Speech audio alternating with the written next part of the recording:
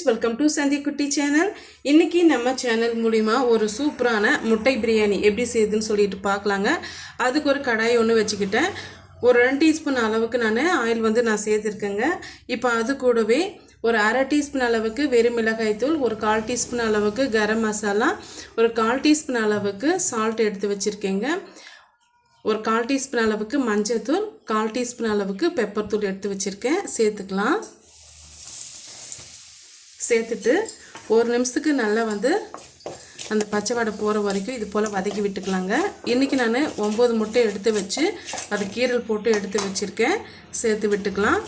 கீரல் போட்டு செய்யும் போது அதில் அந்த மசாலாலாம் நல்லாவே கலந்து வருங்க. அதனால தான் நான் இது போல் செய்கிறேன். சேர்த்துட்டு ஒரு 2 நிமிஷம் இது போல் முட்டை கலையாமல் பார்த்துக்கிற மாதிரி இது போல் நீங்கள் கலந்து விட்டுக்கோங்க.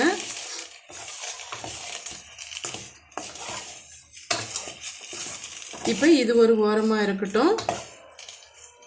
இப்போ பிரியாணி செய்யறதுக்காக குக்கர் ஒன்று வச்சுக்கிட்டேங்க. ஒரு 1 குழிக்கரண்டி அளவுக்கு ஆயில் சேர்த்துக்கலாம். ஆயில் நல்லா சூடாயிட்டு வரட்டும். இப்போ ஹை ஃப்ளேமில் வச்சுக்கோங்க.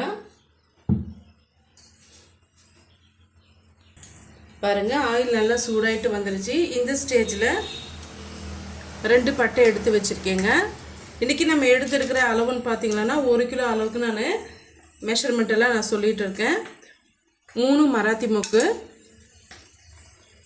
ஒரு அன்னாச்சிப்பூ, 3 ஏலக்காய், ஒரு 1/4 டீஸ்பூன் அளவுக்கு கல்பாசி, 3 கிராம்பு, 2 பிரியாணி இலை.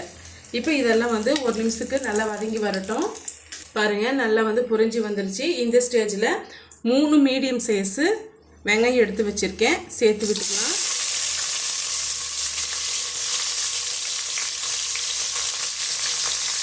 ஒரு 1/2 டீஸ்பூன் அளவுக்கு சோம்பு எடுத்து வச்சுருக்கேங்க. 3 பச்சை மிளகாய் எடுத்து வச்சுருக்கேன். அப்படியே சேர்த்துக்கலாம்.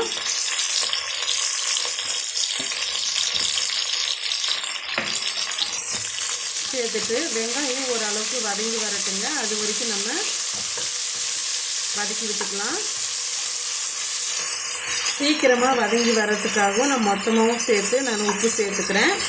ஒரே அளவாக நீங்கள் கரெக்டான அளவுக்கு நீங்கள் சேர்க்குறதுந்தா இந்த டைமில் சேர்த்துக்குங்க. அப்படி இல்லைன்னா வெங்காயம் வதங்கி வர்றதுக்காக மட்டும் நீங்கள் உப்பு சேர்த்துக்குங்க.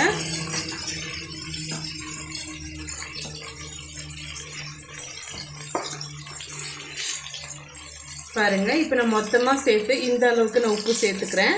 சப்போஸ் நமக்கு குறைவாக இருந்ததுன்னா பிறகு சேர்த்து விட்டுக்கலாம். வெங்காயம் ஓரளவுக்கு நல்லா கலர் சேஞ்ச் ஆகிட்டு வரட்டும்.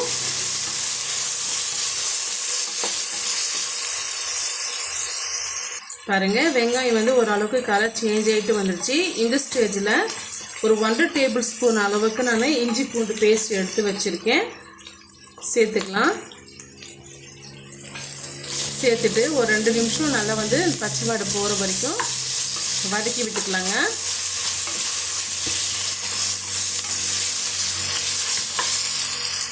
பாருங்கள், இப்போ நம்ம சேர்த்துருக்கிற இஞ்சி பூண்டு நல்லா வதங்கி வந்துடுச்சு. இந்த ஸ்டேஜில் ஒரு 3 தக்காளி பழம் எடுத்து வச்சுருக்கேங்க. பாருங்கள், இந்த அளவுக்கு 3 தக்காளி பழம் நல்லா பழுத்த பழமாக பார்த்து எடுத்து வச்சுருக்கேன். ஒரு கைப்பிடி அளவுக்கு புதினா எடுத்து வச்சுருக்கீங்க. இது ரெண்டுமே அப்படியே சேர்த்து விட்டுடலாம்.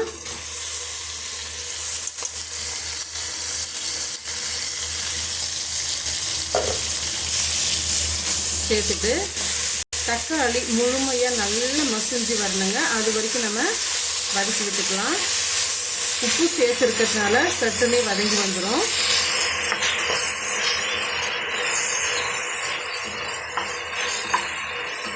இப்போ இது வதங்கி வர ஸ்டேஜில் நம்ம மிளகாய் தூள் சேர்த்துக்கலாங்க. அப்போ தான் அந்த பச்சை வாடை இல்லாமல் நமக்கு சூப்பரான முட்டை பிரியாணி கிடைக்கும். இப்போ நம்ம 1 kg அளவுக்கு அரிசி எடுத்துருக்கோம். நான் வீட்டு அரிசி தான் எடுத்திருக்கேன். அதுக்கு மீடியமான டீஸ்பூன் இருக்கனால ஒரு 2 டீஸ்பூன் அளவுக்கு நான் மிளகாய் தூள் எடுத்துக்கிறேங்க. காரத்துக்கு ஏற்ப கூட்டவோ குறைக்கவோ சேர்த்துக்குங்க. சேர்த்துட்டு இதையும் வதக்கி விட்டுடலாம். இப்போ இது நல்லா மசிஞ்சு வரட்டுங்க, அது வரைக்கும் நம்ம வதக்கி விட்டுக்கலாம். பாருங்கள், நம்ம சேர்த்து இருக்க தக்காளி பழம் நல்லாவே மசிஞ்சு வந்துடுச்சு, எண்ணெயும் பிரிஞ்சு வந்துடுச்சு பாருங்கள். இந்த ஸ்டேஜில் தயிர் வந்து ஆட் பண்ணிக்கலாம்.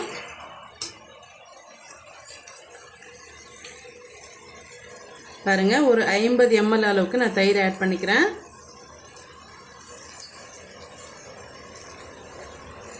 இப்போ இதையும் சேர்த்து ஒரு நிமிஷம் நல்லா வந்து கலரி கொடுத்துக்கலாங்க.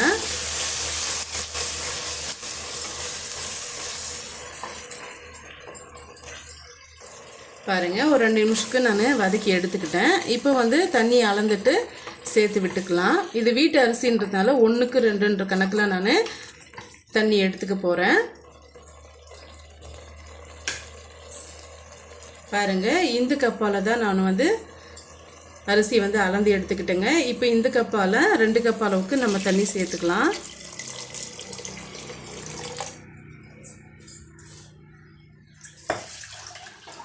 நீங்கள் சட்டுன்னு வந்து வேலை முடியணும்னு நினச்சிங்களேன்னா பக்கத்துலேயே வந்து சுடு தண்ணியை வந்து சூடுபடுத்தி வச்சுக்கோங்க, டக்குன்னு நமக்கு வேலை முடியும். பாருங்கள், இப்போ 2 கப் அளவுக்கு நம்ம தண்ணி சேர்த்துட்டோம். தண்ணி சேர்த்துட்ட பிறகு ஒரு முறை நல்லா வந்து மிக்ஸ் பண்ணி கொடுத்துக்குங்க.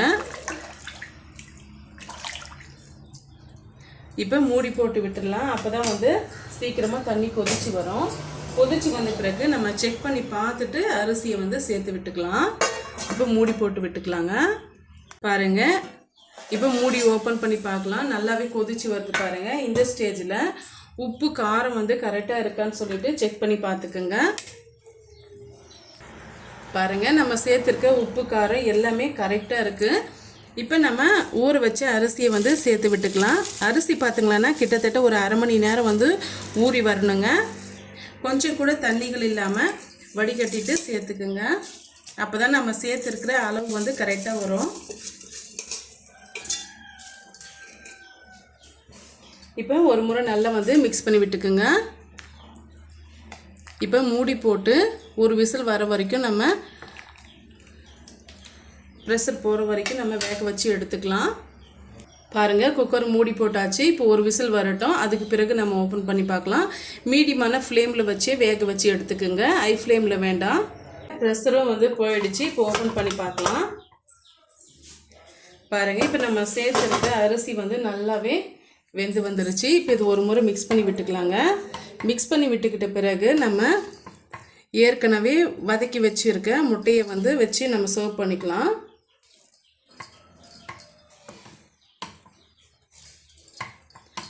பாருங்கள், நம்ம சேர்த்துருக்கிற அளவு வந்து கரெக்டாக இருந்தது. இதுக்கு மேலே நம்ம முட்டையை வச்சு ஒரு 2 நிமிஷம் வந்து நம்ம மூடி போட்டு எடுத்தோம்னா ஒரு சூப்பரான முட்டை பிரியாணி வந்து ரெடி ஆயிடுச்சுங்க.